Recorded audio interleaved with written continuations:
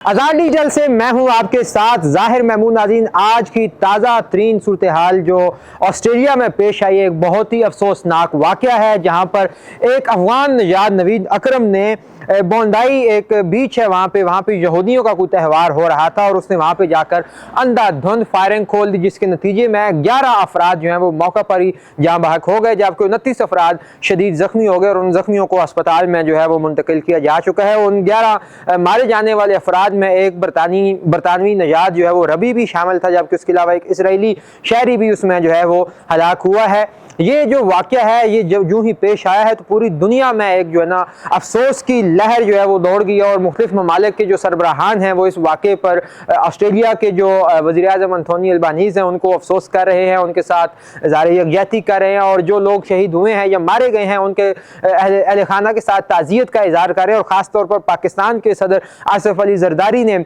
फौरी तौर पर दहशतगर्दी के इस वाक़े की शदीद तरीन अल्फाज में मज़म्मत किया और जो भी लोग इस वाक़े में जो यहूदियों का वहाँ पे त्यौहार चल रहा था उसमें जो नवीद अकरम की फायरिंग से, जो उसके साथी की फायरिंग से जो मारे गए उनके अहल खाना से भी ताज़ियत की है और इस पर उन्होंने ये पैगाम जारी किया है कि पाकिस्तान खुद दहशतगर्दी जैसे एक बड़े अफरियत से जो है वो बड़े अरसे से मुकाबला कर रहा है और वो समझता है कि ये दहशतगर्दी के वाक़यात कितने जो है वो दिल दुखा देने वाले होते हैं। और ऑस्ट्रेलिया में जो ये वाक़या पेश आया है तो पाकिस्तान की पूरी कौम ऑस्ट्रेलिया के साथ जो है वो शाना बशाना खड़ी है और इस वाक़े की शदीद तरीन अल्फाज में मज़म्मत करती है। ये वाक़या जब हुआ तो नवीद अकरम के साथ एक और शख्स भी जो हमलावर था वो मौजूद था। एक शख्स मौके पर ही मारा गया जबकि दूसरा शदीद ज़ख्मी है और पुलिस की कस्टडी में है। यहाँ पर जो है वो एक बड़ी अहम सूरत हाल, एक बड़ी अहम डेवलपमेंट सामने आई कि यूँ ही ये वाक़या पेश हुआ वहाँ पर एक और शख्स था अहमद अल अहमद, उसने दहशत गर्दों के साथ झड़प करते हुए उनको दबोचने की कोशिश की, लोगों को बचाने की कोशिश की कि यहाँ तक कि उसकी दाएं बाजू में 2 गोलियां भी जो है वो लग गई और वो शदीद ज़ख्मी होकर खुद भी अस्पताल पहुंच गया। और वहाँ के ऑस्ट्रेलियाई मीडिया ने अहमद अल अहमद के घर वालों से भी गुफ्तगू की है, कुछ बातें की हैं और उसका बैकग्राउंड जानने की कोशिश की। अहमद अल अहमद एक फल फरोश था, सिडनी में फल बेचता था, वो इत्तफाक से बोंडाई बीच पर मौजूद था और जब उसने ये वाक़या अपनी आंखों के सामने होते देखा तो उसने उन दहशतगर्दों को दबोने की, उन हमलावरों को दबोचने की कोशिश की जो वहाँ पर अंधाधुंध फायरिंग कर रहे थे और लोगों को नाहक जो है वो मार रहे थे।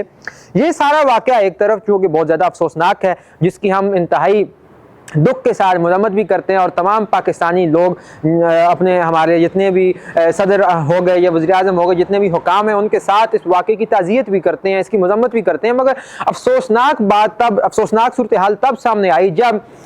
यरूशलेम पोस्ट ने जो है वो ये दावा किया जी कि ये जो शख्स है नवीद अकरम, इसका ताल्लुक जो है वो पाकिस्तान से और उसके साथ साथ अफगान मीडिया ने भी और भारतीय मीडिया ने भी ये प्रोपेगेंडा करना शुरू कर दिया कि ये जो नवीद अकरम है जिसने हमला किया है यहूदियों के त्यौहार पे बोंडाई बीच पर, इसका ताल्लुक पाकिस्तान से और ये पाकिस्तानी नजाद था। लेकिन बाद में एक और जो है वो डेवलपमेंट जब हुई तो पता चला जी कि यरूशलेम पोस्ट ने जिस नवीद को जो है वो पाकिस्तान के साथ जोड़ने की कोशिश की वो दरअसल लिंक्डइन पे एक पेज था शेख नवीद के नाम से, वो नवीद अकरम नहीं था, वो शेख नवीद था और उसके 119 कनेक्शन से लिंक्डइन पर उसको बुनियाद बनाकर उन्होंने नवीद अकरम को पाकिस्तानी कहा था। लेकिन बाद की जो डेवलपमेंट्स थी उनसे ये साबित हो गया कि नवीद अकरम जो शख्स उस हमले का मास्टरमाइंड था जो पकड़ा गया है वो बुनियादी तौर पर अफगानी नजाद था, अफगानिस्तान से उसका ताल्लुक था और वहाँ पर वो रहता था। तो यहाँ पर जो है